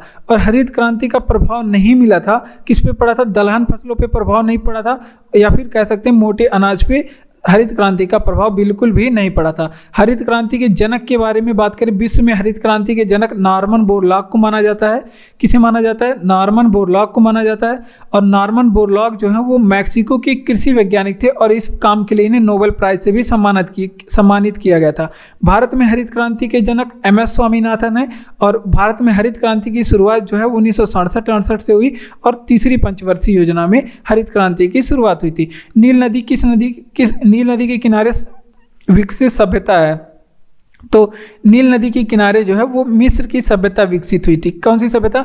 मिस्र की सभ्यता। और मिस्र को क्या कहते हैं? इसे नील नदी का वरदान कहते हैं। मिस्र को क्या कहते हैं? इसे नील नदी का वरदान कहते हैं। ठीक, तो नील नदी का वरदान किस सभ्यता को कहते हैं? तो मिस्र को कहते हैं। अब बात करते हैं, अगर आपसे पूछ ले नील नदी के किनारे सभ्यता है मिस्र की सभ्यता, इसे नील नदी का वरदान कहते हैं। अब नील नदी के बारे में इंपॉर्टेंट प्रश्न, ये विश्व की सबसे लंबी नदी है। विश्व की ये सबसे लंबी नदी है। ठीक, ये आप लोग ध्यान रखेंगे, विश्व की सबसे लंबी नदी नील नदी है। और इसकी जो लंबाई है ये आप लोग ध्यान रखेंगे इसकी जो लंबाई है ये 6650 किलोमीटर है। कितनी? 6650 किलोमीटर है। अगर आपसे पूछे कि नील नदी पे कौन सा बांध बना हुआ है, तो आसवान बांध बना हुआ है नील नदी पे। कौन सा बांध? आसवान बांध बना हुआ है नील नदी पे। अगर आपसे पूछे कि नील नदी का उद्गम कहाँ से होता है, तो नील नदी के उद्गम के बारे में ध्यान रखेंगे। इसका जो उद्गम है विक्टोरिया झील से होता है। कहाँ पे? विक्टोरिया झील से होता है। और नील नदी कहाँ की नदी है? तो ये अफ्रीका महाद्वीप की नदी है। कहाँ की? अफ्रीका महाद्वीप की नदी है। अगर आपसे पूछे कि विश्व की बड़ी नदी कौन सी है, यहाँ पे एक प्रश्न और यहाँ पे नोट करेंगे, विश्व की सबसे बड़ी नदी कौन सी है? तो विश्व की सबसे बड़ी नदी कौन सी है? अगर यहाँ पे बड़ी पूछ ले तो हो जाएगा इसका जवाब कौन सा नदी? अमेजन नदी है विश्व की सबसे बड़ी नदी। और इसकी जो लंबाई है ये 6400 किलोमीटर है। कितनी? 6400 किलोमीटर है। विश्व की सबसे लंबी नदी है अमेजन नदी। और ये दक्षिणी अमेरिका महाद्वीप की नदी है। कौन सी नदी? दक्षिणी अमेरिका महाद्वीप की नदी है। ठीक, तो इतनी चीज़ें यहाँ पे आप लोग ध्यान रखेंगे। ये कहाँ की नदी है? दक्षिणी अमेरिका महाद्वीप की नदी है। एक बार फिर से रिवीजन करेंगे। देखिए, नील नदी के किनारे विकसित सभ्यता मिस्र की सभ्यता नील नदी के किनारे विकसित हुई है। और इसे मिस्र को क्या कहते हैं? नील नदी का वरदान कहते हैं। ठीक, अब भाई जहाँ पे नदियाँ होती है वहाँ पे सभ्यता का विकास होता है। तो इसी वजह से क्या बोला जाता है? मिस्र को नील नदी का वरदान बोला जाता है। और नील नदी विश्व की सबसे लंबी नदी है। नील नदी जो है विश्व की सबसे लंबी नदी है जिसकी लंबाई 6650 किलोमीटर है। अगर आपसे पूछे कि आसवान बांध कहाँ पे स्थित है, तो आसवान बांध नील नदी पे स्थित है। और नील नदी का उद्गम विक्टोरिया झील जो कि अफ्रीका में स्थित है यहाँ से हुआ है। विश्व की बड़ी नदी कौन सी है? तो विश्व की सबसे बड़ी नदी पूछे तो अमेजन नदी है। 6400 किलोमीटर इसकी लंबाई है और ये दक्षिणी अमेरिका की नदी है। ठीक, विश्व पर्यावरण दिवस कब मनाते हैं? 5 जून को मनाते हैं विश्व पर्यावरण दिवस। और विश्व पर्यावरण दिवस क्यों 5 जून को मनाते हैं? क्योंकि 5 जून 1957 को क्या हुआ था? 5 जून 1972 को हुआ था यहाँ पे 5 जून 1972 को UNEP की स्थापना हुई थी। कौन? यूनाइटेड नेशन एनवायरनमेंट प्रोग्राम, इसकी क्या हुई थी? स्थापना हुई थी 5 जून 1972 को हुई थी। अगर आपसे पूछे कि UNEP का हेडक्वार्टर कहाँ पे स्थित है, तो इसका हेडक्वार्टर नैरोबी केन्या में स्थित है। कहाँ पे? नैरोबी केन्या में इसका हेडक्वार्टर स्थित है। ठीक, तो इतनी चीज़ें यहाँ पे आप लोग ध्यान रखेंगे। अगर आपसे पूछे कि वर्तमान समय पर्यावरण मंत्री कौन स्थित है, तो वर्तमान समय पर्यावरण मंत्री कौन है? तो वर्तमान समय हमारे पर्यावरण मंत्री भूपेंद्र यादव हैं। कौन? भूपेंद्र यादव वर्तमान समय हमारे पर्यावरण मंत्री हैं। अब बात करते हैं, अगर आपसे पूछे कि इको मार्क चिन्ह किस चीज़ को दर्शाता है, इको मार्क चिन्ह क्या दर्शाता है, तो इको मार्क जो चिन्ह है ये कोई भी वस्तु पर्यावरण के कितनी अनुकूल है ये चीज़ हमको बताता है।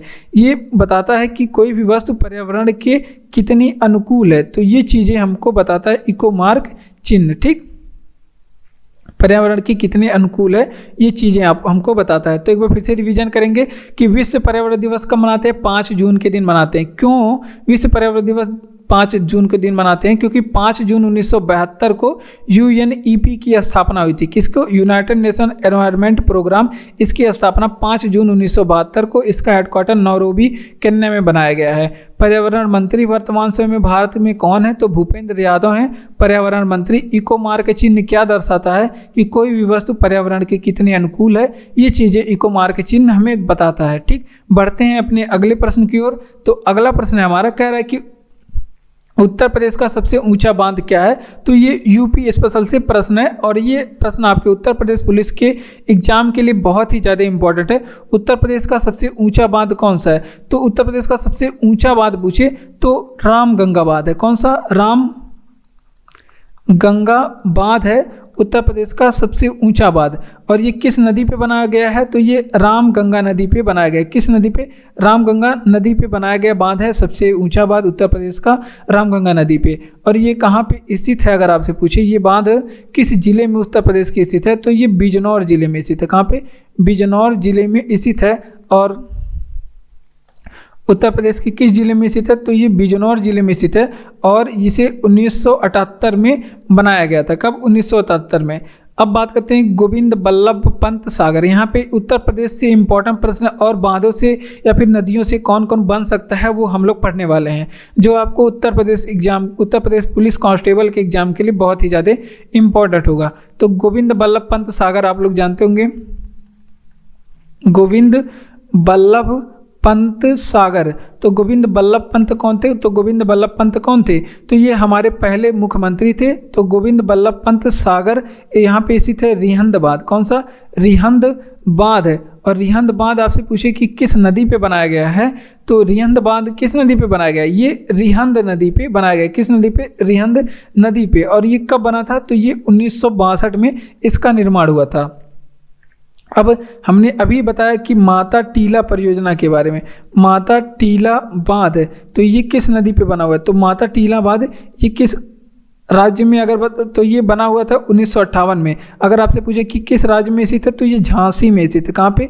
झांसी में। अगर आपसे पूछे किस नदी पे, तो ये बेतवा नदी पे स्थित है। किस नदी पे? बेतवा नदी पे। तो यहाँ पे इंपॉर्टेंट प्रश्न जो आपके उत्तर प्रदेश स्पेशल से हो सकता है वो प्रश्न हमने आपको बताया। तो ये सारे प्रश्न आप लोग ध्यान रखेंगे। उत्तर प्रदेश का सबसे ऊंचा बांध रामगंगा बांध है, उत्तर प्रदेश का सबसे ऊंचा बांध, और इसे रामगंगा नदी पे बनाया गया है। और ये स्थित कहाँ पे है? बिजनौर में। 1978 में इसका निर्माण हुआ। गोविंद बल्लभ पंत सागर कहाँ पे स्थित है? तो रिहंद बांध गोविंद बल्लभ पंत सागर पे स्थित है। तो और बात करते हैं रिहंद बांध की, तो इसका निर्माण 1962 में किया गया और ये रिहंद नदी पे बनाया गया है। माता टीला परियोजना जो है या फिर माता टीला बांध ये 1958 में विकसित किया गया और ये झांसी में स्थित है, उत्तर प्रदेश के झांसी जिला में, और बेतवा नदी पे इसे बनाया गया। उत्तर प्रदेश में यूरेनियम कहाँ उपलब्ध है? तो उत्तर प्रदेश में यूरेनियम की बात करें तो ये ललितपुर में स्थित है। कहाँ पे? ललितपुर में उत्तर प्रदेश में यूरेनियम स्थित है। अब यूरेनियम से संबंधित जितने भी इंपॉर्टेंट प्रश्न बनेंगे आपके उत्तर प्रदेश एग्जाम के लिए उसको हम लोग पढ़ने वाले हैं, और कुछ और खनिजों के बारे में जो आपके उत्तर प्रदेश के लिए इंपॉर्टेंट होगा वो हम लोग पढ़ेंगे। तो ललितपुर से सबसे पहले ये आप लोग ध्यान रखेंगे, यहाँ पे एक जनजाति रहती है, सहरिया जनजाति। आपसे पूछे कि कहाँ पे रहती है, तो ये ललितपुर क्षेत्र में, ललितपुर जिले में रहती है। तो ये चीज़ें आप लोग ध्यान रखेंगे, सहरिया जनजाति ये ललितपुर में रहती है। अब बात करते हैं उत्तर प्रदेश स्पेशल से कुछ चीज़ें। अगर आपसे पूछे कि उत्तर प्रदेश में संगमरमर कहाँ पे पाए जाते हैं, उत्तर प्रदेश में संगमरमर किस जगह पे पाए जाते हैं, तो संगमरमर के लिए उत्तर प्रदेश का मिर्जापुर स्थित प्रसिद्ध है। संगमरमर के लिए उत्तर प्रदेश में मिर्जापुर और सोनभद्र प्रसिद्ध है। क्या मिर्जापुर और सोनभद्र प्रसिद्ध है उत्तर प्रदेश में संगमरमर के लिए। अगर आपसे पूछे कि उत्तर प्रदेश में जिप्सम के लिए क्या प्रसिद्ध है, उत्तर प्रदेश में जिप्सम के लिए, तो उत्तर प्रदेश में जिप्सम कहाँ पे पाया जाता है, तो ये झांसी की साइड में, झांसी और फिर आपका हमीरपुर, यहाँ पे जिप्सम पाए जाते हैं। झांसी और हमीरपुर में जिप्सम पाया जाता है। अब कुछ चीज़ें यूरेनियम के बारे में चीज़ें आप लोग ध्यान रखेंगे। यूरेनियम, तो यूरेनियम के बारे में इंपॉर्टेंट चीज़ें, अगर आपसे पूछे कि जादूगोड़ा की खान क्यों प्रसिद्ध है, जादूगोड़ा की खान, ये जादूगोड़ा की खान स्थित कहाँ पे है, तो ये झारखंड में स्थित है। कहाँ पे, झारखंड। और ये किसके लिए प्रसिद्ध है, तो ये यूरेनियम के लिए प्रसिद्ध है। अगर आपसे पूछे कि यूरेनियम का सर्वाधिक उत्पादन कौन सा देश करता है, यूरेनियम का सर्वाधिक उत्पादन कौन सा देश करता है, तो यूरेनियम का जो सर्वाधिक उत्पादन है कजाकिस्तान करता है। कौन, कजाकिस्तान करता है यूरेनियम का सर्वाधिक उत्पादन। यहाँ से इतनी चीज़ें आप लोग ध्यान रखेंगे। अगर आपसे पूछे कि यूरेनियम के अयस्क कौन कौन से हैं, तो यूरेनियम के अयस्क आप लोग ध्यान रखेंगे, पिच ब्लेड यूरेनियम के अयस्क है। क्या, पिच ब्लेड यूरेनियम के अयस्क हैं। इतनी चीज़ें आप लोग यहाँ पे ध्यान रखेंगे। उत्तर प्रदेश में यूरेनियम कहाँ उपलब्ध है, तो ललितपुर में उत्तर प्रदेश में यूरेनियम उपलब्ध है। ठीक, और शहरीय जनजाति भी कहाँ पाई जाती है, उत्तर प्रदेश के ललितपुर में। यूरेनियम का अयस्क क्या होता है, यूरेनियम के बारे में इंपॉर्टेंट प्रश्न, यूरेनियम का अयस्क क्या होता है, पिच ब्लेड होता है। यूरेनियम का अयस्क क्या होता है, पिच ब्लेड यूरेनियम का अयस्क होता है। जादूगोड़ा की खान यूरेनियम के लिए प्रसिद्ध है, स्थित कहाँ पे, झारखंड में, बहुत ही ज़्यादा इंपॉर्टेंट है।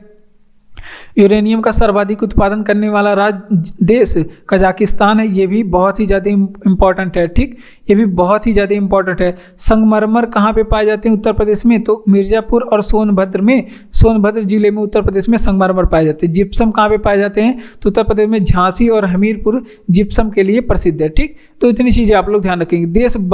देश बंधु के नाम से कौन प्रसिद्ध है, तो भारत में देश बंधु के नाम से चित्तरंजन दास प्रसिद्ध है। कौन, चित्तरंजन दास भारत में देश बंधु के नाम से प्रसिद्ध है।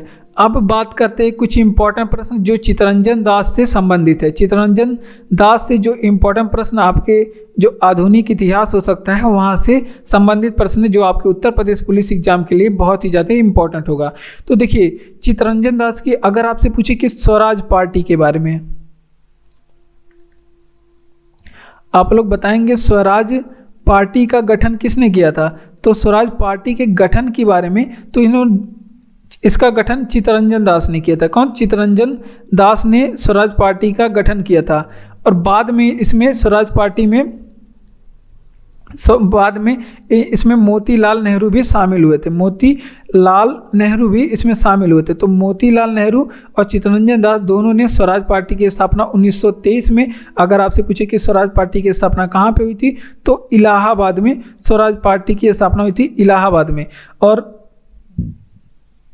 अगर आपसे पूछे कि इस समय कार्यकाल किसका था स्वराज पार्टी की स्थापना के समय, तो इस समय लॉर्ड रीडिंग का कार्यकाल था। किसका, लॉर्ड रीडिंग का कार्यकाल था। अगर आपसे पूछे कि सुभाष चंद्र बोस के राजनीतिक गुरु कौन थे, तो सुभाष चंद्र बोस के राजनीतिक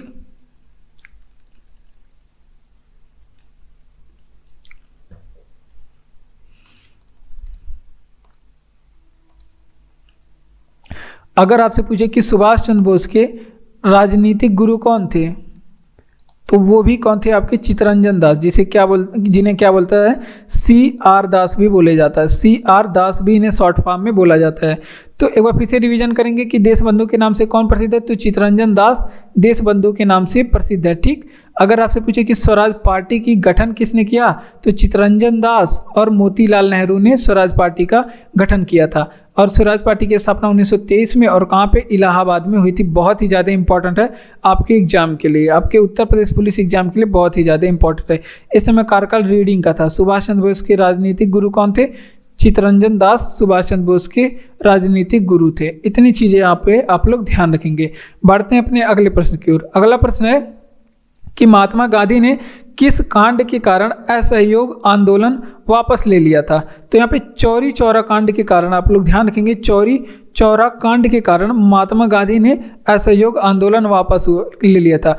और चौरी चौरा कांड ये कब की घटना है? 4 फरवरी और 5 फरवरी दोनों यहाँ पे डेट मिलता है। 4 फरवरी और 5 फरवरी 1922 की घटना है चौरी चौरा कांड। और इसमें क्या किया गया था? इस चौरी चौरा कांड में क्या हुआ था? 21 सिपाही, चौरी चौरा कांड में 21 सिपाही और एक थानेदार को क्या कर दिया गया था? जिंदा जला दिया गया था। एक थानेदार को क्या कर दिया गया था? 21 सिपाही, चौरी चौरा कांड में 21 सिपाही और एक थानेदार को जिंदा जला दिया गया था। ठीक, तो ये चीज़ें आप लोग यहाँ पे ध्यान रखेंगे, जिंदा जला दिया गया था। ठीक, तो ये चीज़ आप लोग ध्यान रखेंगे। ये था चौरी चौरा कांड। अगर आपसे पूछे कि चौरी चौरा कांड कहाँ पे स्थित है? चौरी चौरा कांड ये गोरखपुर जिले में स्थित है, गोरखपुर जिला। और ये गोरखपुर जिला उत्तर प्रदेश, और ये यूपी के एग्जाम की तैयारी आप लोग कर रहे हैं तो ये प्रश्न आपके लिए इम्पोर्टेंट हो सकता है। ठीक, अब आप लोग बताएंगे कि असहयोग आंदोलन गांधी जी ने शुरू कब किया था? तो असहयोग आंदोलन गांधी जी ने 1920 में शुरू किया था। असहयोग आंदोलन गांधी जी ने 1920 में शुरू किया था। अगर आपसे पूछे कि चौरी चौरा कांड के चलते गांधी जी ने असहयोग आंदोलन को समाप्त कब किया था? तो इसके चलते गांधी जी ने असहयोग आंदोलन 1922 में समाप्त कर दिया था। ठीक, तो इतनी चीज़ें यहाँ पे आप लोग ध्यान रखेंगे। एक बार फिर से रिवीजन करेंगे, महात्मा गांधी ने किस कांड के कारण असहयोग आंदोलन वापस ले लिया? तो चौरी चौरा कांड जो कि गोरखपुर में हुआ था, गोरखपुर उत्तर प्रदेश में हुआ था। इसके चलते 4 फरवरी 1922 की घटना है या फिर 5 फरवरी 1922 की घटना है। ये घटना क्या थी कि 21 सिपाही और एक थानेदार को थाने में जिंदा जला दिया गया था कुछ क्रांतिकारियों के द्वारा। ठीक, और चौरी चौरा घटना जो है वो शुरू हुई थी, असहयोग आंदोलन शुरू किए थे गांधी बाबा 1920 में, समाप्त किसने कब किए थे? 1922 में। ठीक, इतनी चीज़ें यहाँ पे आप लोग ध्यान रखेंगे। बंदा बहादुर का मूल नाम क्या था? तो बंदा बहादुर का मूल नाम लक्ष्मण देव था। क्या था? लक्ष्मण देव था बंदा बहादुर का मूल नाम। ठीक, और बंदा बहादुर का अगर आपसे पूछे कि अन्य नाम क्या था? तो बंदा बहादुर का अन्य नाम बंदा बैरागी भी था। क्या? बंदा बैरागी इसका अन्य नाम था। ठीक, और बंदा बहादुर ने ही किस चीज़ का निर्माण करवाया था? तो ये आप लोग ध्यान रखेंगे, बंदा बहादुर ने लौहगढ़ किले का निर्माण करवाया था। किसका? लौहगढ़ किले का निर्माण किसने करवाया था? तो लौहगढ़ किले का निर्माण बंदा बहादुर ने करवाया था। किसने? बंदा बहादुर ने करवाया था। और लौहगढ़ किले का निर्माण बंदा बहादुर ने करवाया था। और अपनी राजधानी भी बंदा बहादुर ने कहाँ पे बनाई? अपनी राजधानी भी ये लौहगढ़ में बनाई थी। कहाँ पे? लौहगढ़ में ये अपनी राजधानी भी बनाई थी। और लक्ष्मण देव या फिर बंदा बहादुर की हत्या करने का आदेश कौन दिया था? तो ये भी पूछा जाता है। इसका हत्या करने का आदेश फर्रुखसियर ने दिया था। किसने? फर्रुखसियर ने इसकी आदेश देके इसकी हत्या करवा देता है। ठीक, तो इतनी चीज़ें आप लोग यहाँ पे ध्यान रखेंगे। बंदा बहादुर का मूल नाम लक्ष्मण देव था और इसका अन्य नाम बंदा बैरागी भी था। एग्जाम के लिए इंपॉर्टेंट है, इसका अन्य नाम बंदा बैरागी भी था। और इसने किस चीज़ का निर्माण कराया था? तो इसने लौहगढ़ किले का निर्माण कराया था। किसका? लौहगढ़ किले का निर्माण कराया था। और ये अपनी राजधानी कहाँ पे बनाया था? लौहगढ़ में अपनी राजधानी बनाया था। और इसकी हत्या करने का आदेश किसने दिया था? फर्रुखसियर ने इसकी हत्या करने का आदेश दिया था। फ्रांसीसी ईस्ट इंडिया कंपनी की स्थापना कब हुई थी? तो फ्रांसीसी ईस्ट इंडिया कंपनी की स्थापना लुई 14वें के शासनकाल में हुई थी। किसने? लुई 14वें के शासन काल में हुई थी। और कब हुई थी? तो 1664 में। कब? 1664 में हुई थी। तो ये बात आप लोग यहाँ पे ध्यान रखेंगे। अगर आपसे पूछे कि फ्रांसीसी कंपनी ईस्ट इंडिया कंपनी के संस्थापक कौन थे? तो फ्रांसीसी ईस्ट इंडिया कंपनी के संस्थापक कौन थे? कोलबर्ट थे। कौन? कोलबर्ट थे फ्रांसीसी ईस्ट इंडिया कंपनी के संस्थापक। अगर आपसे पूछे कि यहीं पे फ्रांसीसियों से संबंधित प्रश्न है तो हमने यहाँ पे फ्रांसीसियों से संबंधित प्रश्न जो आपके उत्तर प्रदेश पुलिस एग्जाम के लिए इम्पोर्टेंट होगा वो प्रश्न हम लोग यहाँ पे पढ़ने वाले हैं। तो देखिए, अगर आपसे पूछे कि पांडिचेरी को किसने बसाया था? पांडिचेरी को किसने बसाया था? तो पांडिचेरी को बसाने वाला कौन था? पांडिचेरी को बसाने वाला फ्रांसिस मार्टिन था। कौन? फ्रांसिस मार्टिन था जिसने पांडिचेरी को बसाया था। अब एक प्रश्न बहुत ही ज़्यादा इंपॉर्टेंट है यहाँ पे। फ्रांसीसी गवर्नर एक था, फ्रांसीसी गवर्नर जिसका क्या नाम था? डुप्ले। और ये फ्रांसीसी गवर्नर डुप्ले, ये पूछा जाता है भारत कब आया था, तो ये भारत 1742 में आया था। कब? भारत 1742 में आया था। इतने प्रश्न आप लोग यहाँ पे ध्यान रखेंगे। फ्रांसीसी ईस्ट इंडिया कंपनी की स्थापना लुई 14वें के शासनकाल में 1664 में हुई थी। कब? 1664 में हुई थी। अब फ्रांसीसी ईस्ट इंडिया कंपनी के संस्थापक कोलबर्ट थे। कौन? कोलबर्ट थे। पांडिचेरी को किसने बसाया था? तो फ्रांसिस मार्टिन ने पांडिचेरी को बसाया था। ठीक। फ्रांसीसी गवर्नर डुप्ले भारत कब आया था? तो ये भारत आया था 1742 में। इंपॉर्टेंट प्रश्न है। फ्रांसीसी गवर्नर डुप्ले भारत आया था 1742 में। इंपॉर्टेंट प्रश्न है, याद रखेंगे आप लोग। अगला प्रश्न है कि किस किस राज्य में द्विसदनात्मक विधायिका है? तो भारत में 6 राज्य में द्विसदनात्मक विधायिका है। देख लेते हैं कौन कौन सा राज्य है। उत्तर प्रदेश, उत्तर प्रदेश में द्विसदनात्मक विधायिका। बिहार में द्विसदनात्मक विधायिका। उसके बाद आप लोग ध्यान रखेंगे महाराष्ट्र में द्विसदनात्मक विधायिका है।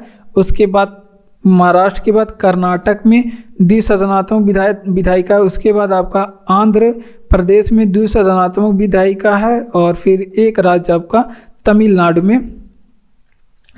में द्विसदनात्मक विधायिका है। ठीक, द्विसदनात्मक विधायिका है। ठीक, तो ये प्रश्न आप लोग यहां पे ध्यान रखेंगे।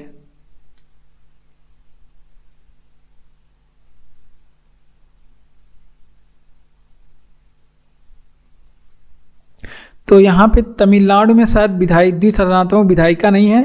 यहाँ पे तेलंगाना में द्विसदनात्मक विधायिका हो सकता है। ठीक, तो इतनी चीज़ें यहाँ पे आप लोग ध्यान रखेंगे। और चौथा वाला राज्य, छठवां राज्य कौन सा है जिसमें द्विसदनात्मक विधायिका है, वो आप लोग कमेंट बॉक्स में हमें कमेंट करके बताएंगे। थोड़ा सा भूल रहा है यहाँ पे। ठीक, अब बात करते हैं विधायिका, द्विसदनात्मक विधायिका किसे कहते हैं। तो ये चीज़ें आप लोग यहाँ पे समझते हैं। तो द्विसदनात्मक विधायिका उसको कहते हैं जहाँ पर विधानसभा और विधान परिषद दोनों हो। जिस राज्य में क्या हो, विधान सभा की भी सीटें हो और विधान परिषद भी हो। विधानसभा और विधान परिषद हो, उसे क्या बोलते हैं? द्विसदनात्मक विधायिका बोलते हैं। ठीक, जहाँ पे विधानसभा भी हो और जिस राज्य में और विधान परिषद भी हो तो उसे द्विसदनात्मक विधायिका बोलते हैं। ठीक, विधायिका दो तरह की, एक तो आपकी केंद्र की विधायिका होती है। तो यहाँ पे आप लोग यहाँ पे थोड़ी चीज़ें देखेंगे। केंद्र की विधायिका, अगर आपसे पूछे कि केंद्र की विधायिका में क्या क्या चीज़ें होती हैं, तो केंद्र की विधायिका में एक आपका राष्ट्रपति होता है। केंद्र की विधायिका में राष्ट्रपति, जो कि अनुच्छेद नंबर है 52, राष्ट्रपति से संबंधित अनुच्छेद, राष्ट्रपति का पद अनुच्छेद 52 में। लोकसभा, केंद्र की विधायिका में लोकसभा, राज्यसभा। लोकसभा किस अनुच्छेद में है? तो ये 81 में है। और राज्यसभा किस अनुच्छेद में है? राज्यसभा किस अनुच्छेद में है? तो ये अनुच्छेद नंबर 80 में है। तो ये है आपकी केंद्र की विधायिका हो गई। अब अगर आपसे पूछे कि राज्य की विधायिका में क्या क्या चीज़ें होती हैं, तो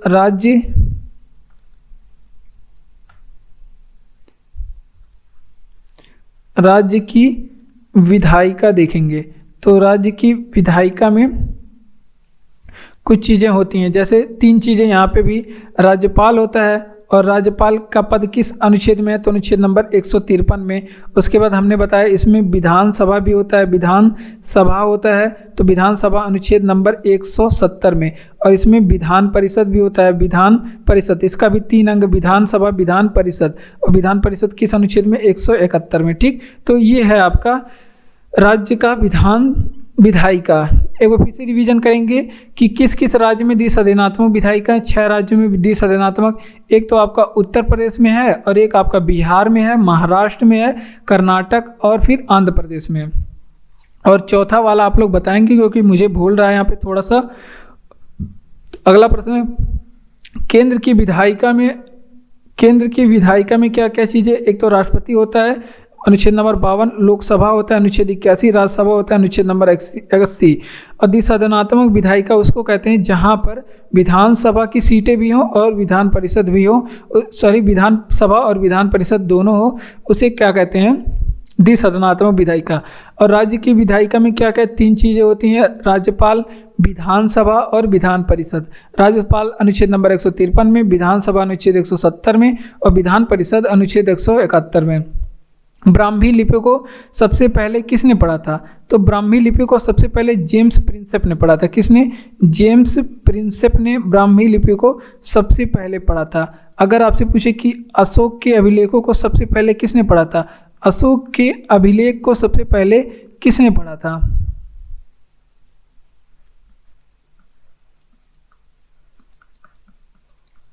अगर आपसे पूछे कि अशोक के अभिलेखों को सबसे पहले किसने पढ़ा था, तो वो भी जेम्स प्रिंसेप ने ही पढ़े थे। कब पढ़े थे? 1837 में। कब पढ़े थे? 1837 में। ठीक, तो ये आप लोग ध्यान रखेंगे। अब ब्राह्मी लिपि, यहाँ पे ब्रह्म लिपि लिखा, ब्राह्मी लिपि की बात करें तो ये किस ओर से किस ओर लिखी जाती है? तो ब्राह्मी लिपि जो है ये बाएं ओर से दाएं ओर लिखी जाती है। ब्राह्मी लिपि जो है ये बाएं से दाएं लिखी जाती है। ठीक, तो ये चीज़ आप लोग ध्यान रखेंगे, ब्राह्मी लिपि बाएं से दाएं लिखी जाती है। अगर वहीं एक लिपि और है, अगर आपसे पूछे कि खरोष्ठी लिपि किस ओर से किस ओर लिखी जाती है, खरोष्ठी लिपि, तो खरोष्ठी लिपि जो है वो दाएं से बाएं लिखी जाती है। कहाँ से? दाएं से बाएं लिखी जाती है खरोष्ठी लिपि। ये आप लोग ध्यान रखेंगे। अब बात करते हैं कि अशोक के स्तंभों की खोज किसने की थी। अगर वहीं आपसे पूछ ले, क्योंकि ये प्रश्न पूछा जाता है कि अशोक के स्तंभों की खोज किसने की थी, तो अशोक के स्तंभों की खोज करने वाले कौन है? तो इनका नाम टी फैंथलर है। कौन? टी फैंथलर ने अशोक के अभिलेखों के सबसे पहले खोजा था 1750 में। 1750 में। तो यहाँ पे इतनी चीज़ें आप लोग ध्यान रखेंगे। ब्राह्मी लिपि को सबसे पहले किसने पढ़ा था? जेम्स प्रिंसेप ने पढ़ा था। अशोक के अभिलेखों को सबसे पहले किसने पढ़ा था? तो वो भी कौन पढ़े थे? जेम्स प्रिंसेप ने 1837 में। ब्राह्मी लिपि किसे कहते हैं? जो बाएं से दाएं लिखी जाती है। ब्राह्मी लिपि को बाएं से दाएं, खरोष्ठी लिपि को दाएं से बाएं लिखी जाती है। अशोक के अभिलेख स्तंभों को खोज किसने किया था? तो अशोक के अभिलेखों को स्तंभों की खोज टी फैंथलर ने 1750 में किया और सबसे पहले पढ़ा किसने? जेम्स प्रिंसेप ने 1837 में। खजुराहो की मंदिर किस राज्य में है? तो खजुराहो का मंदिर छतरपुर मध्य प्रदेश में, छतरपुर जिला मध्य प्रदेश में खजुराहो के मंदिर स्थित है। ठीक, अब खजुराहो के मंदिर का निर्माण आप लोग जानते हैं। इसका निर्माण अभी हमने कल ही बताया था कि इसका निर्माण जो है वो चंदेल वंश के लोगों ने करवाया था। किसने? चंदेल शासक ने करवाया था इसका निर्माण। और चंदेल शासकों का जो कार्यकाल है ये 950 से 1050 BC तक था। कब? 950 से 1050 ईस्वी तक इनका शासन था। ठीक, और चंदेल शासक की राजधानी ये लोग अपना कहाँ पे बनाए थे? ये लोग अपनी राजधानी खजुराहो में ही बनवाए थे। कहाँ पे? खजुराहो में अपनी राजधानी भी बनाए थे। और खजुराहो का जो मंदिर है ये किस शैली का मंदिर है? तो उत्तर भारत की जितनी भी मंदिरें हैं ये सभी नागर शैली में बनी होती है। किस शैली में? नागर शैली में बनी होती है। ठीक, तो ये इतनी चीज़ें आप लोग यहाँ पे ध्यान रखेंगे।